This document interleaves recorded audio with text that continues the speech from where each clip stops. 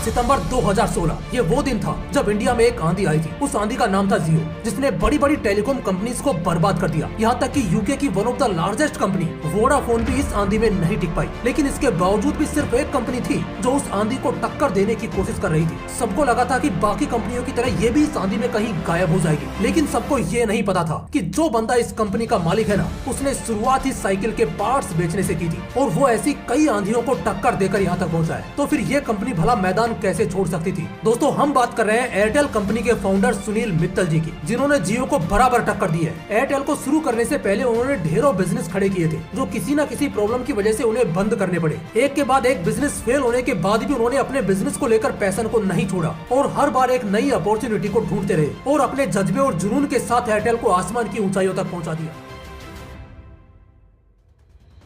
शुरुआत होती है 1957 से, जब पंजाब के लुधियाना में कांग्रेस पार्टी के जाने माने member of parliament Satpal Mittal ji के घर सुनील मित्तल जी का जन्म होता है। हालांकि अपने पिता के स्ट्रॉन्ग पॉलिटिकल बैकग्राउंड के चलते सुनील जी के पास शुरुआत से ही हर वो संसाधन थे जिससे वो आराम से अपनी जिंदगी बिता सकते थे। बिना किसी कठिनाई के हर वो चीज पा सकते थे जिन्हें पाने के बाकी लोग सपने देखते हैं। पर छोटी सी उम्र में ही सुनील जी ने ये बात ठान ली थी कि वो किसी भी सूरत में पॉलिटिक्स ज्वाइन नहीं करेंगे, बल्कि उससे अलग होकर वो अपना खुद का नाम बनाएंगे, जिसके लिए उन्होंने बिजनेस का रास्ता चुना। यहाँ जो सबसे ज्यादा जरूरी और समझने वाली बात है वो ये है कि सिर्फ पैसे से बिजनेस खड़ा नहीं होता है, और ये सीख सुनील जी को तब मिली जब उन्होंने आगे चलकर अपना ग्रेजुएशन कंप्लीट किया और बस 18 साल की उम्र में ही बिजनेस के लिए अपने पिता से 20,000 रुपए लेकर 1976 में एक छोटा सा बाइसिकल पार्ट्स बेचने वाला स्टोर शुरू किया, जिसमें उनका काफी समय तो सिर्फ ये समझने में ही लग गया कि जिस बिजनेस में वो उतरे हैं वो काम किस तरह से करता है। लेकिन कहते हैं ना कि समुद्र में उतरने के बाद मार मार कर ही सही, लेकिन लहरें तैरना सिखाई देती है। ऐसा ही कुछ उस समय सुनील जी के साथ भी हुआ। काफी समय अपने इस बिजनेस में देने के बाद वो आखिरकार ये समझ पाए कि मार्केट में बाकी सभी किस तरह बिजनेस कर रहे हैं और उन्हें कैसे अपने बिजनेस से प्रॉफिट निकालना है। लेकिन जल्दी उन्हें इससे ये बात भी समझ आ गई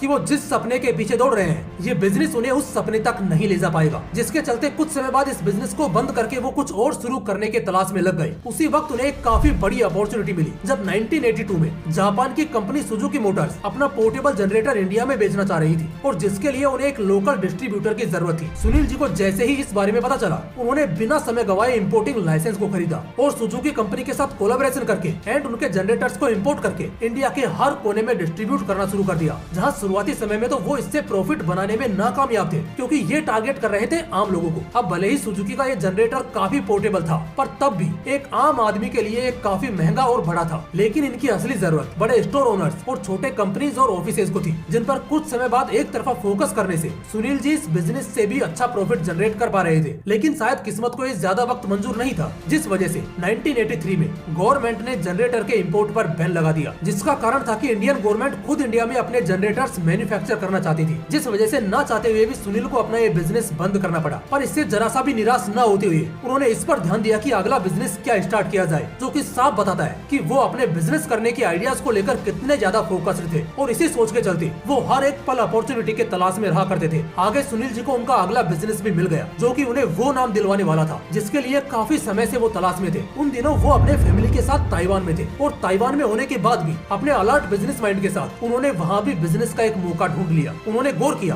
कि ताइवान में लोग पुश बटन टेलीफोन का यूज करते हैं, जबकि इंडिया में अभी रोटरी डायल फोन का इस्तेमाल किया जाता है, जिसे आपने भी पहले के मूवीज वगैरह में देखा होगा, जिसमें बटन को प्रेस करके डायल को घुमाया जाता था। अब यह टाइम कंज्यूमिंग तो था ही, लेकिन इससे डिवाइस के इंटरनल पार्ट्स भी कुछ समय के बाद डैमेज हो जाते थे, जिससे कुछ समय बाद रिपेयर या फिर पूरी तरह से टेलीफोन को बदलने की जरूरत पड़ती थी। इन्हीं प्रॉब्लम्स को खत्म करने के लिए सुनील जी ने इंडिया में पोस्ट बटन टेलीफोन को इंट्रोड्यूस करने के बारे में सोचा। यहाँ ये समझने वाली बात है कि सुनील जी के पास उस वक्त इतने पैसे थे कि वो खुद से इस फोन को इंडिया में मैन्युफैक्चर करके बेच सकते थे, लेकिन मार्केट में प्रोडक्ट निकालने से पहले उस प्रोडक्ट की ऑडियंस को समझना बहुत जरूरी है। साथ ही ये रिस्क हमेशा बना रहता है कि प्रोडक्ट फेल भी हो सकता है। इसी के चलते शुरुआत में उन्होंने ताइवान की कंपनी किंग टेल से उन फोन्स को इंपोर्ट करना शुरू किया, जिसे मार्केट में लाने के बाद लोगों ने उस फोन को बहुत पसंद किया। और जब सुनील जी को यह श्योरिटी हो गई कि ये बिजनेस इंडिया में बेशक चलेगा, तब उन्होंने जर्मनी की कंपनी साइमेंस एजी के साथ कोलैबोरेशन करके भारतीय टेलीकॉम लिमिटेड की शुरुआत की और बीटल कंपनी के नाम से इंडियन मार्केट में पुश बटन टेलीफोन को इंट्रोड्यूस कर दिया। जिसके बाद बिजनेस में अच्छी खासी ग्रोथ की अपॉर्चुनिटी देखने के बाद सुनील जी ने बीटल कंपनी में कई और डिवाइसेस ऐड किए, जैसे कि फैक्स मशीन और cordless telephone. And I am damn sure कि आपने भी आज से पहले बीटल फोन्स का नाम जरूर सुना होगा, जो कि 1985 में मार्केट में एक तरफा राज करती थी। थी। लेकिन उस वक्त सुनील जी ने सोचा नहीं था कि सिर्फ एक्सपेरिमेंट के तौर पर शुरू किया गया ये पुश बटन टेलीफोन उन्हें कब टेलीकॉम सेक्टर तक ले आएगा। 1992 में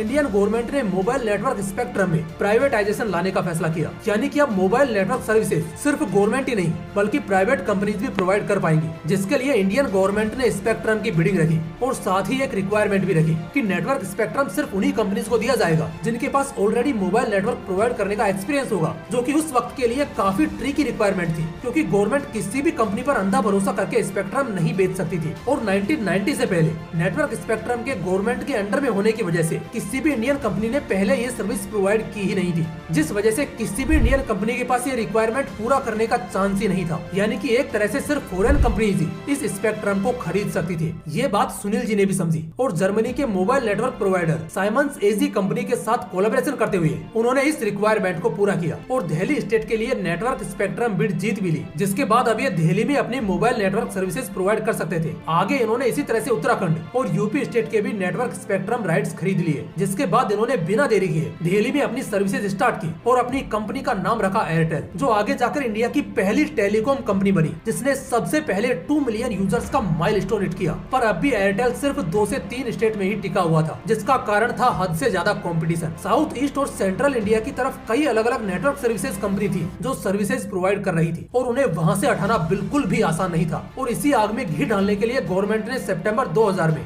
BSNL की शुरुआत कर दी, जो कि सबसे चीप प्राइस पर नेटवर्क सर्विसेज प्रोवाइड करती थी। इतना ही नहीं, एक गवर्नमेंट कंपनी होने की वजह से BSNL के पास रिसोर्सेज और पैसों की बिल्कुल कमी नहीं थी, जिस वजह से बस कुछ महीनों के अंदर ही BSNL इंडिया के हर कोने तक मोबाइल नेटवर्क सर्विसेज प्रोवाइड कर पा रहा था, जिसके लिए आपने भी एक कहावत सुनी होगी कि जहां पर चिट्ठियां नहीं पहुंचती वहां BSNL पहुंच जाता है। और ये बात पूरी तरह सच भी थी। BSNL सभी टेलीकॉम कंपनीज के बड़े यूजर पोर्शन को अपने अंडर ले चुकी थी और चीप प्राइस होने की वजह से लोग BSNL को छोड़ भी नहीं रहे थे। पर इसी के साथ कई जगह नेटवर्क स्लो हो जा रहा था। इतना बड़ा यूजर बेस होने की वजह से कई जगह प्रॉपर नेटवर्क नहीं मिल रहा था। इसी के साथ जो एक प्रॉब्लम सबसे ज्यादा BSNL को हार्म कर रही थी वो थी क्रॉस कॉल कनेक्शन, जिसमें फोन लगाया किसी और को जाता था और लग किसी और को जा रहा था। इन्हीं बातों को समझते हुए एयरटेल ने अपने सभी प्रॉब्लम्स पर बहुत अच्छे से ध्यान दिया, जिस वजह से एयरटेल जिन स्टेट्स को सर्विसेज प्रोवाइड कर रही थी वहाँ BSNL का पत्ता लगभग साफ हो गया। अब इससे सुनील जी को खुद पर इतना भरोसा हो गया था कि वो एयरटेल को ऑल ओवर इंडिया में सर्विसेज प्रोवाइड करने के लायक बना चुके हैं। पर अगर उन्हें दूसरे स्टेट्स में सर्विसेज प्रोवाइड करनी है तो उन्हें एयरटेल के एक्सपेंशन पर ध्यान देना होगा, जिसके लिए उनके पास पैसे नहीं थे, जिस वजह से 2002 में आकर उन्होंने अपनी कंपनी को बॉम्बे स्टॉक एक्सचेंज और नेशनल स्टॉक एक्सचेंज पर लिस्ट कर दिया, जिससे एयरटेल के शेयर्स पब्लिक हो गए और अब आम आदमी भी एयरटेल कंपनी में इन्वेस्ट कर सकता था। इससे सुनील जी को काफी अच्छी फंडिंग मिली और वो बाकी स्टेट्स में भी एयरटेल को पहुंचाने में कामयाब हो पाए। साथ ही उन्होंने जो दूसरे स्टेट की नेटवर्क सर्विस प्रोवाइडर कंपनी थी जैसे कि स्काई सेल और हेक्साकॉम, उन्हें एक्वायर करना शुरू किया, जिससे मार्केट में लगभग सिर्फ 2 ही कंपनीज बची हुई थी, एयरटेल और BSNL। जिसके बाद एयरटेल ने अपने सर्विसेज के प्राइस गिरा दिए और इस फैसले के बाद तो मानो लोगों ने बिना समय गंवाए एयरटेल में स्विच करना शुरू कर दिया। हालांकि तब तक मार्केट में वोडाफोन, आइडिया और रिलायंस जैसी कई कंपनीज आ चुकी थी, पर उस समय 2004 तक एयरटेल इंडिया का सबसे बड़ा नेटवर्क प्रोवाइडर बन चुका था और जैसा ट्रस्ट एयरटेल ने बनाया था उसी के चलते एयरटेल हर कंपनी के कंपटीशन में एक कदम आगे ही रहती थी। इसी का एक दूसरा उदाहरण हमें तब देखने को मिला था जब 2012 में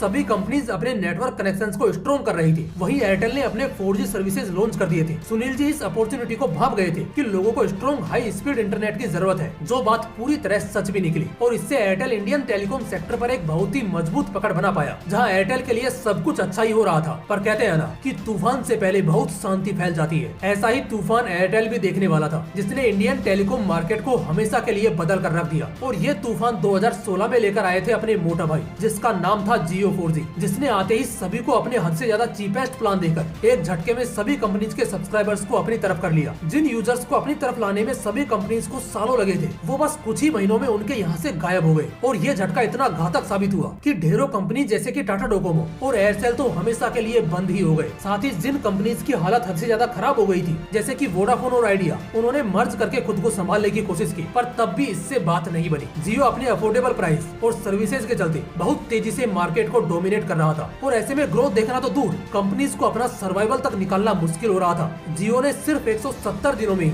10 करोड़ से ज्यादा यूजर्स को ज्वाइन करवाकर एक नया ही रिकॉर्ड सेट कर दिया। वहीं दूसरी तरफ 2016-17 में एयरटेल अपने ऑल टाइम लोएस्ट पर जाते हुए अपने प्रॉफिट रेवेन्यू से 72% नीचे आ चुका था और देखते ही देखते कंपनी दिन ब दिन कर्जे में जा रही थी। पर तब भी सुनील मित्तल जी ने अपने विजनरी माइंडसेट के चलते फ्यूचर पर ध्यान देना ज्यादा सही समझा सोचा। उन्हें पता था कि यूजर्स प्राइस के साथ नेटवर्क स्टेबिलिटी भी देखते हैं, जिस वजह से उन्होंने बाकी कंपनीज जो बंद होने के कगार पर आ चुकी थी उनके 4G स्पेक्ट्रम को खरीदा और उसे और भी ज्यादा स्ट्रॉन्ग करते हुए एयरटेल की 4G सर्विसेज को ऑल ओवर इंडिया में जारी रखा। और इसका असर जल्द ही देखने को भी मिला जब 2020 से 2021 के बीच में एयरटेल को अपने नए 25 मिलियन सब्सक्राइबर्स हासिल हुए। आगे अपने नेटवर्क पर लोड कम करने के लिए और यूजर्स को और भी अच्छे नेटवर्क सर्विसेज देने के लिए उस वक्त एयरटेल ने अपने 49 मिलियन इनएक्टिव सब्सक्राइबर्स को भी खुद से ही रिमूव कर दिया, जिससे अब एयरटेल के यूजर्स को परफेक्ट नेटवर्क कनेक्टिविटी मिल पा रही थी। उसके बाद एयरटेल अपने प्लान्स के प्राइजेस भी जियो के आसपास ले आया ताकि यूजर्स को एयरटेल को चूज करने में जरा भी हिचकिचाहट न हो। और बस इसी सुनील मित्तल जी के विजनरी माइंडसेट के चलते एयरटेल जियो के तूफान को सर्वाइव कर पाया और आज भी इंडियन टेलीकॉम मार्केट में एक अच्छा खासा यूजर बेस होल्ड करता है। साथ ही एयरटेल ने यूजर्स को एक यूनिक एक्सपीरियंस देने के लिए एयरटेल इकोसिस्टम भी बिल्ड किया, जिसमें एयरटेल एक्सट्रीम फाइबर और IoT डिवाइसेस जैसे ढेरों एडवांस डिवाइसेस आते हैं जो एयरटेल को सिर्फ एक नेटवर्क सर्विसेज तक बांध कर नहीं रखती है। और कुछ इसी तरह जियो के उस तूफान को टक्कर देकर आज भी एयरटेल नंबर 1 पर खड़ा है। जय हिंद, जय श्री कृष्णा।